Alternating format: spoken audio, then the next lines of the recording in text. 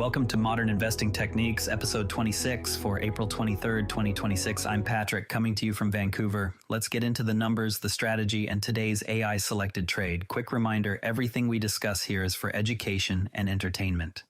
The practice investment of the day uses simulated trades with no real money. I'm not a licensed financial advisor, and this is not financial advice. Always do your own research before putting real money to work. Canada Growth Fund acquires 22% of Nouveau Monde Graphite, triggering investor interest in Canadian critical minerals. This morning, the markets demonstrated resilience amid geopolitical tensions. The S&P 500 closed at 7,138, up 1.0%. The NASDAQ Composite reached 24,658, up 1.6%. The TSX Composite finished at 33,955, up 0.4%. Our simulated portfolio stands at year-to-date minus 0.38% versus the NASDAQ Composite year-to-date plus 6.12%, resulting in minus 6.50% alpha.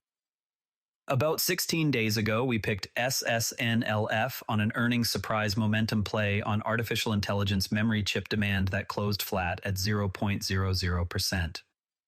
This reminds us that not every catalyst delivers immediate outperformance against the benchmark.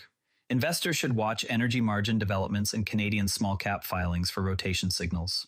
While the broad market shows resilience, certain institutional players are making bold, concentrated bets. That is where our strategy spotlight on 13D style monitoring becomes especially useful.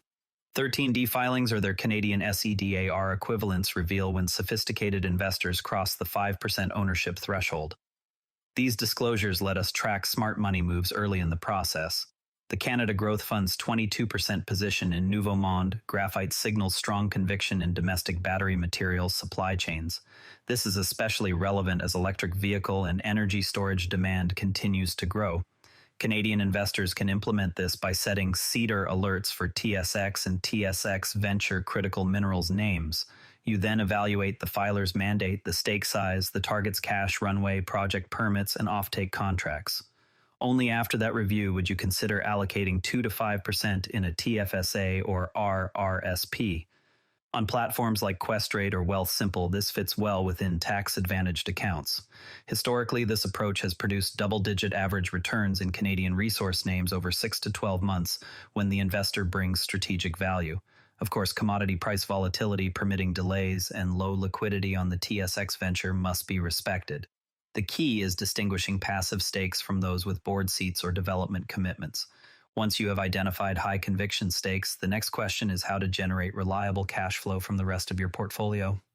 Which brings us to today's investor education segment on dividend investing. Imagine you purchased shares of a Canadian dividend aristocrat in your non-registered account last quarter at $60 per share.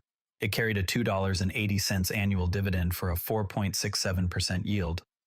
After a 10% price drop, your yield on cost rose to 5.2%, tempting you to buy more.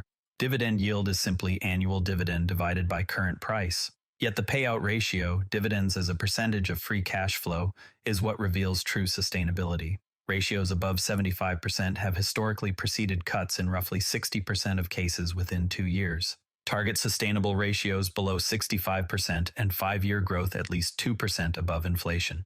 In taxable accounts, the Canadian dividend tax credit can reduce effective rates significantly for eligible payers. High-quality growth dividend names belong in TFSA or RRSP for tax-free compounding. Stable payers suit taxable accounts to capture the dividend tax credit. DRIP programs on Wealthsimple or Interactive Brokers automatically compound by purchasing fractional shares with no commissions. They can turn a 4% yield into 6 to 7% annualized returns over 15 years via reinvestment. REITs often advertise 6 to 8% yields but frequently distribute return of capital which defers rather than eliminates taxes. What most retail investors do not realize is that professionals track 5-year dividend growth rates before committing capital. The biggest mistake with dividend investing is equating high yield with safety. Instead, always prioritize sustainable payout ratios below 65% and consistent growth over chasing double-digit yields that may prove to be traps. With those principles in mind, let us look at how our own simulated portfolio is applying valuation discipline right now in the Practice Investment Update. There is no new flash trade today. Consumer names after recent leadership news and financial names after mixed international bank results are on the screener.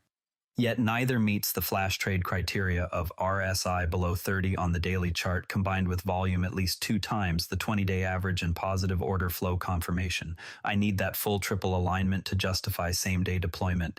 It also helps avoid pattern day trader concerns in United States accounts or frequent trading flags in TFSA and RRSP accounts. Yesterday's CLDX flash trade was an analyst upgrade play on successful Phase 3 results and accelerated enrollment. It entered at $35.79 at market open and exited at $34.38 at market close. The result was a loss of 3.94% or minus $39.40 on a $1,000 notional position. The portfolio now stands at minus $41.56 across 11 trades. The win rate sits at 27%. This outcome shows that binary catalysts can still produce losses when expectations are already priced in. It reinforces patience and the new rule. Rule: always verify data availability from multiple providers before declaring a weekly hold closed. For next Monday's weekly hold, I am leaning toward a financials or utilities name where valuation discipline shows clear mispricing versus peers. This teaches the discipline of patience because not every news item justifies immediate capital deployment.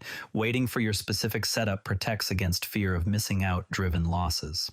To help you spot these setups faster and avoid the same data pitfalls, here are 2 tools worth adding to your workflow.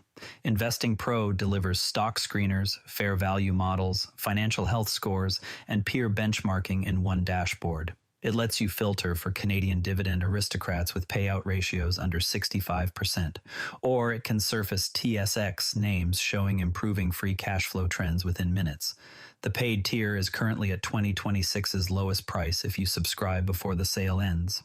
Intermediate TFSA and RRSP investors should consider it to augment their own research. RTA Fleet 360 AI automatically converts outsourced vendor invoices into structured work orders. It can cut manual entry time by up to 75%.